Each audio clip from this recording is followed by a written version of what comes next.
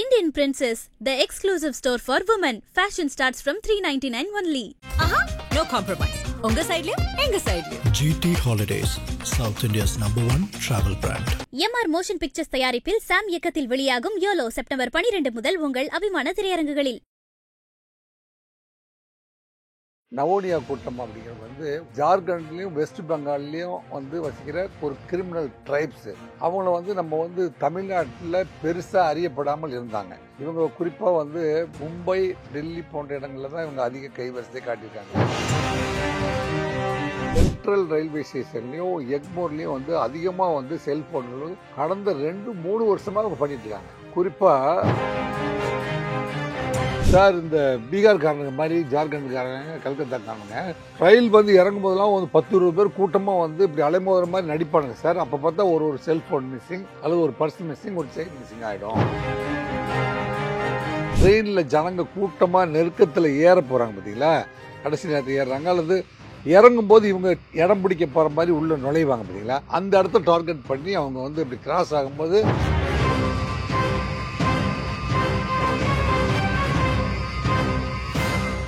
IBC Tamil நேயர்களுக்கு வணக்கம். இன்று நம்முடன் நேர்காணலில் முன்னாள் காவல் உதவி ஆணையர் ராஜேந்திர ராஜா இணைந்திருக்கிறார். வணக்கம் சார். வணக்கம் பிரபு. சார், நேற்று சென்னையில் ஒரு பரபரப்பான ஒரு அறிக்கையை வந்து ரயில்வே போலீஸ் சார்பாக வந்து வெளியிட்டிருக்காங்க.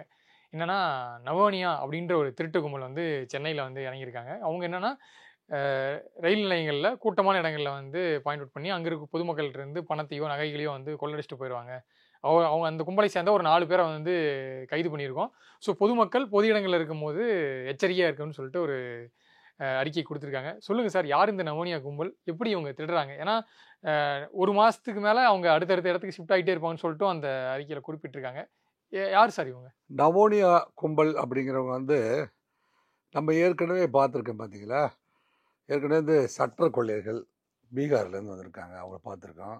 பவேரியா கூட்டத்தை பார்த்துருக்கோம். ஈரானிய கும்பல் பார்த்துருக்கோம். ஈரானிய கும்பல்னா வந்து மும்பை ரயில்வே ஸ்டேஷனு, டெல்லி, தார்வாட் மற்றும் குண்டக்கல் பகுதியிலேருந்து வர்றவங்க ஈரானிய கொள்ளையர்கள். இவங்க வந்து நவோனியா கூட்டம் அப்படிங்கிறவங்க வந்து ஒன் ஆஃப் த ட்ரைப்ஸ் வந்து இவங்க வந்து எங்கே வசிக்கிறாங்கன்னா ஜார்க்கண்ட்லேயும் வெஸ்ட் பெங்கால்லையும் வந்து வசிக்கிற ஒரு கிரிமினல் ட்ரைப்ஸு. அவங்கள வந்து நம்ம வந்து தமிழ்நாட்டில் பெருசாக அறியப்படாமல் இருந்தாங்க. இவங்க குறிப்பாக வந்து மும்பை, டெல்லி போன்ற இடங்களில் தான் இவங்க அதிக கைவரிசை காட்டியிருக்காங்க. ரயில்வே ஸ்டேஷன்ல கூட்டம் கூடுற மிகப்பெரிய சந்தை போன்ற இடங்கள்ல, அதாவது டெல்லியில் பார்த்தீங்கன்னா பெரிய பெரிய ஷாப்பிங் மால்ஸ் இருக்குது, அங்கே கூட இவங்க கைவரிசை காட்டியதா தகவல்கள் முன்னாடி இருக்குது. இவங்க தமிழ்நாட்டை பொறுத்த வரைக்கும் நவோனியா அப்படிங்கிறது வந்து ஒரு புதிய பெயர் தான். நவோனியா, பவேரியா நம்ம கேள்விப்பட்டிருப்போம். நேற்று நவோனியா அப்படின்னா அவங்க வந்து ஒரு கிரிமினல் ட்ரைப்ஸ் ஃப்ரம் ஜார்க்கண்ட் மற்றும் வெஸ்ட் பெங்கால் மாநிலத்தை சேர்ந்த குரூப்பு. இவங்க வந்து இளைஞர்கள் எப்படி வந்து நீங்கள் ஏற்கனவே பார்த்தீங்கன்னா ராஜமங்கலம் கிரிமினல்ஸு, திருச்சியில் இருக்கிற ராம்ஜி நகர் கிரிமினல்ஸ் இருக்காங்க பார்த்தீங்களா, அவங்களாம் பார்த்தீங்கன்னா கிரிமினல் ட்ரைப்ஸ். அவங்க வந்து பரம்பரையாக வந்து குற்றத்தொழிலில் சேருவாங்க. அவங்க வந்து படித்து ஒரு வேலைக்கு சுதந்திரம் வாங்கி 75 ஆண்டுகள் ஆனதுக்கு அப்புறமே வந்து இந்த மாதிரியான கிரிமினல் ட்ரைப்ஸ் வந்து அவங்களுக்கு சட்டப்படி வந்து அவங்க ட்ரைப்ஸ் இல்லை அப்படின்னு கொண்டு வந்த பிற்பாடும் அவங்களுக்கு வந்து மறுவாழ்வு, கல்வி போன்றவையெல்லாம் கிடைக்காத காரணமாக அவங்க பரம்பரை தொழிலான இந்த தொழிலவே வந்து செஞ்சிட்ருக்காங்க அப்படின்னு தெரிய வருது. இவங்க பார்த்திங்கன்னா சென்ட்ரல் ரயில்வே ஸ்டேஷன்லேயும் மற்றும் வந்து எக்மோர் முக்கியமான கோயம்புத்தூர் ரயில்வே ஸ்டேஷன், இந்த மாதிரியான கூட்டம் அலமோதிட்டு போய் டிக்கெட் வாங்குறாங்க. இப்போ ட்ரெயின் ஒன்று இப்போ வந்து மும்பை எக்ஸ்பிரஸ் வரப்போகுது அப்படின்னா எல்லாம் ஓடி போய் பார்த்தீங்கன்னா சென்ட்ரல் ரயில்வே ஸ்டேஷனில் இறங்கி வரும்போது கூட்டமாக தான் வருவாங்க. இவங்களே வந்து ஒரு 10 பேர் பக்கம் ஒரு கூட்டம் இருப்பாங்க. இவங்ககிட்ட ஒரு ஸ்பெஷாலிட்டி என்னென்னா, இவங்க செல்ஃபோன் ஒரு துணி வச்சுருக்காங்க கையில், ஒரு நைஸாக ஒரு துணியை வச்சுக்கிட்டு அந்த துணியை வந்து தோளில் போட்டுக்கிற மாதிரியும் அந்த துணியை வந்து அங்கே ஸ்ப்ரெட் பண்ணுற மாதிரியும் அதை கவர் பண்ணிக்குவாங்க. அந்த ஆப்ரேட் பண்ணுற இடத்த கவர் பண்ணிடுவான். இப்போ உங்கள் பாக்கெட்டில் ஒரு செல்ஃபோன் இருக்குது அல்லது பின் பாக்கெட் இருக்குன்னா அந்த துணியை கவர் பண்ணும்போது இவன் கையை உள்ளே விட்டு அப்படி எடுத்துருவான். துணி இப்படி கையில் வச்சுட்டு துணி வந்து இப்படி கவர் ஆகும்போது கை உள்ளே ஆப்ரேட் வெளியிலேருந்து யாரை பார்த்தாங்கன்னா தெரியாது, அவங்க சும்மா துணி வச்சுக்க மாதிரி இருக்கும். மாட்டு சந்தை ஆட்டு சந்தையிலாம் விலை பேசுவாங்க விலை பேசுறதுக்கு வந்து ஒரு துண்டு போட்டுட்டு உள்ள கையை விட்டு பண்றாங்க பார்த்தீங்களா. இதுதான் புது மெத்தட் ஆஃப் இது. பொதுமக்கள் வந்து கண்டிப்பாக தெரிஞ்சுக்கணும். இப்படி ஒரு மெத்தட் ஆஃப் ஆப்ரேஷன் இருக்குதா. நம்ம சொல்லுவோம் மோடஸ் ஆப்ரேட்டி சொல்லுவோம், அல்லது செயல்முறை குற்றம் சொல்லுவோம். இவனுக்கு ஒரு துணியை வந்து இப்போ ஒரு நீங்கள் உங்கள் செல்ஃபோனு அல்லது பர்ஸை நீங்கள் பாக்கெட்டில் வச்சுட்டு கூட்டத்துக்குள்ள அலமோதிட்டீங்க, உங்கள் தோளும் அடுத்த தோளும் மறைக்கிற மாதிரி. இப்போ அவனுங்களே 5-6 பேர் இருக்காங்க இல்லையா. 5-6 பேர் இருக்கும்போது ஒரு துணியை வந்து இவன் ஒரு முனையை அவன் ஒரு முனையை பிடிக்கும் போது அந்த இடம் மறைஞ்சிடும். இவன் கையை உள்ளே விட்டு ஈஸியாக ஆப்ரேட் பண்ணிடுவான். இப்படி தான் வந்து சென்ட்ரல் ரயில்வே ஸ்டேஷன்லேயும் எக்மோர்லேயும் வந்து அதிகமாக வந்து செல்ஃபோன்கள் வந்து கடந்த 2-3 வருஷமாக அவங்க பண்ணிகிட்ருக்காங்க. குறிப்பாக 2022 வந்து டிசம்பர் 29, 30, 30 அந்த தேதிகளில் வந்து நாங்கள் நாகர்கோயிலுக்கு ஒரு யோகா கேம்ப் போயிருந்தோம். நானும் எனது நண்பர்களோட நாகர்கோயிலிருந்து சென்னை எக்மோரில் வந்து இறங்குறோம். இறங்கி என்னுடைய க்ளோஸ் ஃப்ரெண்ட், என்னுடைய யோகா மேட் வைங்களேன், ஒரு 75,000 செல்ஃபோன். அது வந்து அப்படியே கைவிட்டு அது இறங்கும் போதே அவங்களாம் ட்ரெயினில் மேலே ஏறுற மாதிரி ஒரு கூட்டம் அலைமோதி இடிச்சுக்கிட்டு நிற்குது. ஆனால் ஃபஸ்ட் கிளாஸில் அத்தனை பேர் ஏற வேண்டிய அவசியம் இல்லை. நாங்கள் வந்தது ஃபஸ்ட் கிளாஸு. ஃபஸ்ட் கிளாஸ்லேயே வந்து இவங்க வந்து கூட்டமாக வந்து அடுத்தாப்படி இந்த ட்ரெயின் போகிறதுக்குள்ளே நாங்கள் ஏறணும் அப்படிங்கிற மாதிரி வந்து மோதிட்டு ப்ராக்டிக்கலாக நான் பார்த்த விஷயம். அப்புறம் நான் முன்னாடி இறங்குறேன், என்னுடைய நண்பர் பின்னாடி இறங்குறாரு. அப்புறம் அப்படியே வந்து ஒரு செல்ஃபோன் வந்து 75,000 செல்ஃபோன் மிஸ் ஆகுது. ஆமாம், மேல் பாக்கெட்டில் வச்சுட்டு கையில் ரெண்டு கையில் பேக் வச்சுட்டு நம்ம வந்து இப்போ கடைசியாக வந்து இறங்கிட்டேன், கார் அனுப்புறீங்களா ஆட்டோ அனுப்புறீங்களா இன்னும் கொஞ்சம் நேரத்தில் வந்துடும் கடைசியாக ஃபோனில் பேசிட்டு மேல் பாக்கெட்டில் அல்லது சைடு பாக்கெட்டில் வச்சுட்டு நம்ம இறங்குவோம், லக்கேஜோடு இறங்குவோம் பார்த்தீங்களா. அப்போ அவங்க அடிக்கிறாங்க. இதுதான் அவங்களுடைய மெத்தட் ஆஃப் ஆப்ரேஷன்.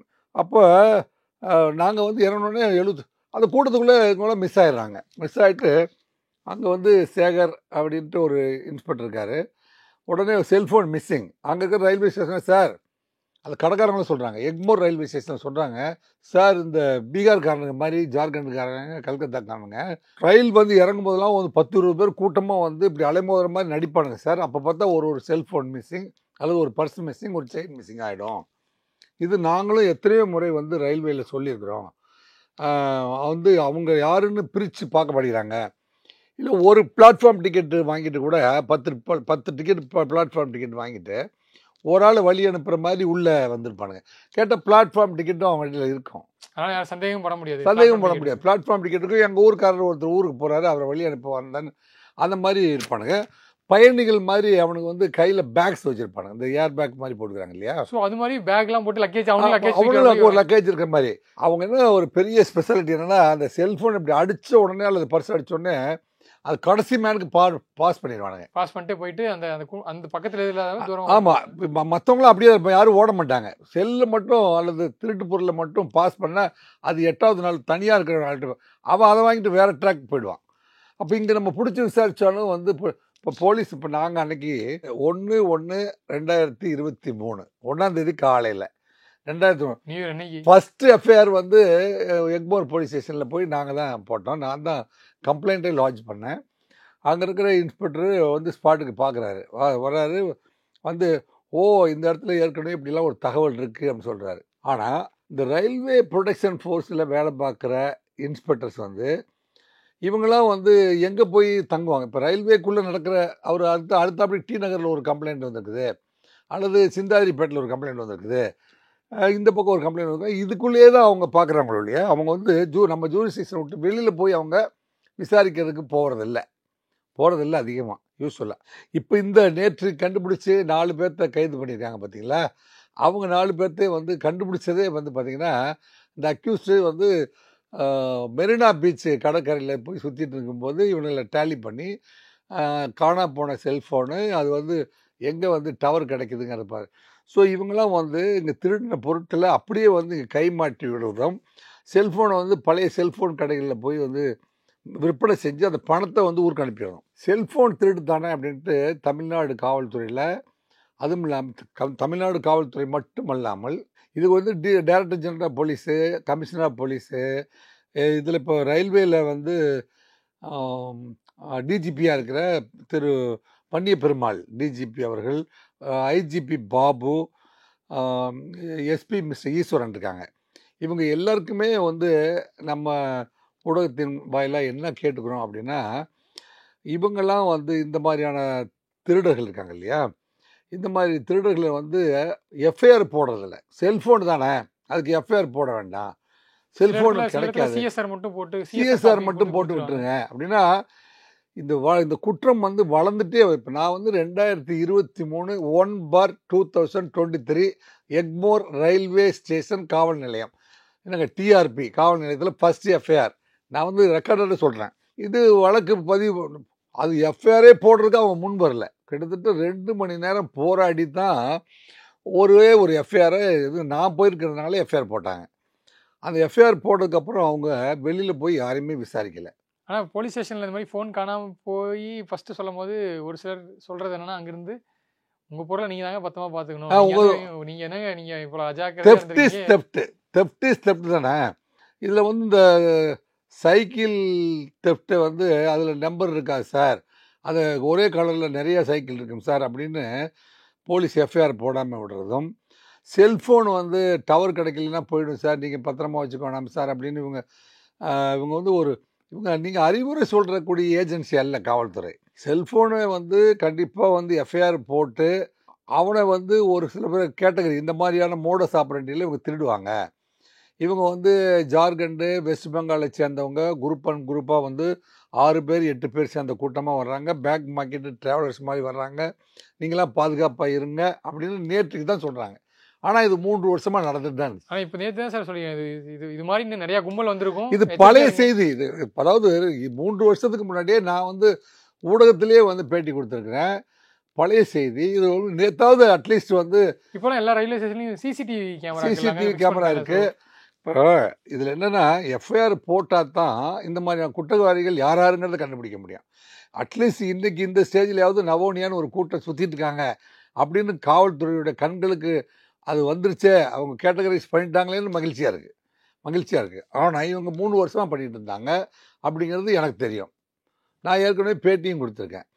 இதில் எப்படின்னா இவங்க வந்து போலீஸ் வந்து எஃப்ஐஆர் போட்டு தேட மாட்டாங்க அப்படின்னே அவங்களுக்கு ஒன்ஸ் செல்ஃபோன் அடிச்சிட்டோம்னா 1 லட்ச ரூபா, 70,000 60,000, அதாவது திருட்டு செல் வாங்கினா கூட குறைந்தபட்சம் 30,000 ரூபாய்க்கு வாங்கிக்குவான். ஸோ ஒரு 30,000 ரூபா பொருள் போயிடுச்சு அப்படிங்கிறதுக்கு ஒரு எஃப்ஐஆர் போடாமல் இருக்கிறது எவ்வளோ பெரிய தவறு. அது வந்து குற்றவாளிகளை ஊக்குவிக்கும் ஒரு செயலாக இருக்குது. இப்போது அந்த ஏன் போடலை அப்படிங்கிறத நம்ம வந்து வலியுறுத்தி சொல்கிறோம் அப்படின்னா, இவங்க வந்து விசாரணைக்கும் வந்து ரயில்வே ப்ரொடக்ஷன் போலீஸ் வந்து வெளியில் விசாரணைக்கு போகிறது இல்லை அப்படிங்கிறது. நான் அங்கே இருக்கிற அந்த இன்ஸ்பெக்டர், அப்போ பொறுப்பில் இருந்த ஒரு சேகர் அப்படின்னு ஒரு இன்ஸ்பெக்டரு, அவர்கிட்ட நான் தொடர்ந்து சார் லொக்கேஷன் போட்டு பாருங்கள், அந்த செல்ஃபோன் இயங்கிட்டு தான் இருக்குது அப்படின்னு சொல்கிறோம்.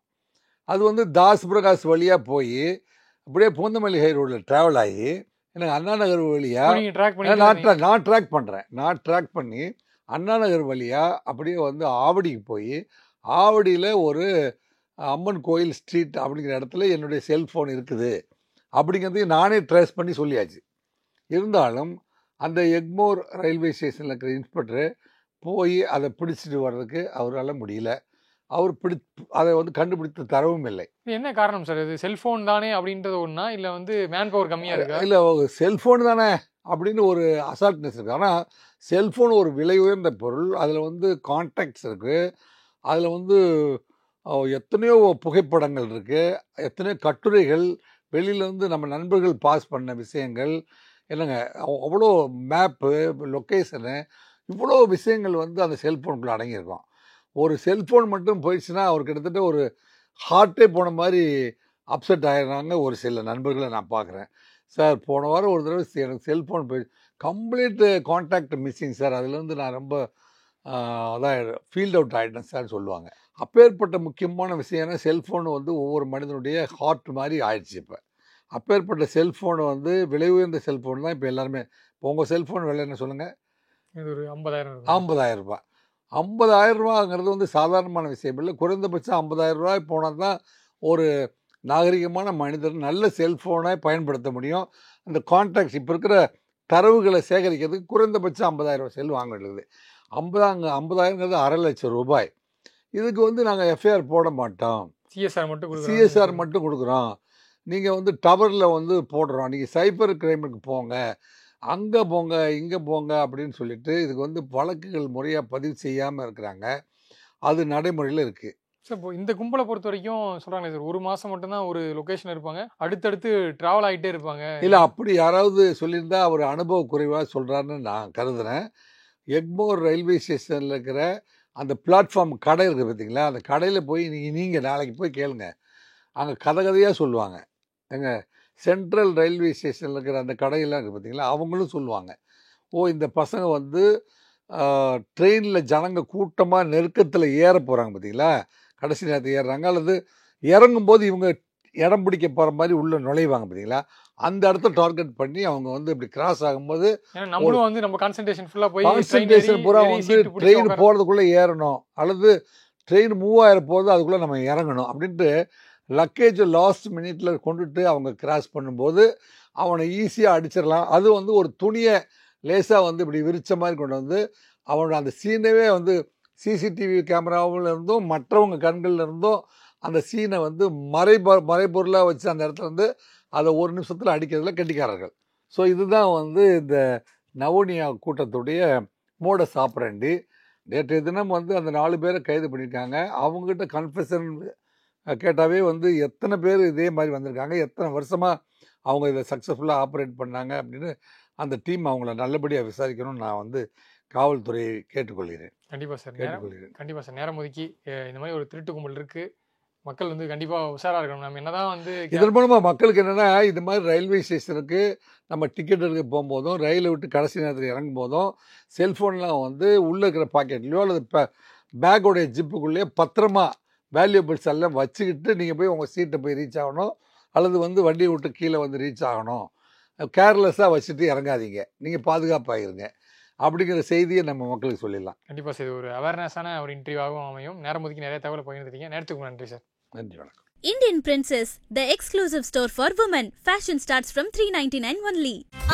No compromise. உங்க சைடுலயும் எங்க சைடுலயும். GT Holidays, South India's #1 travel brand.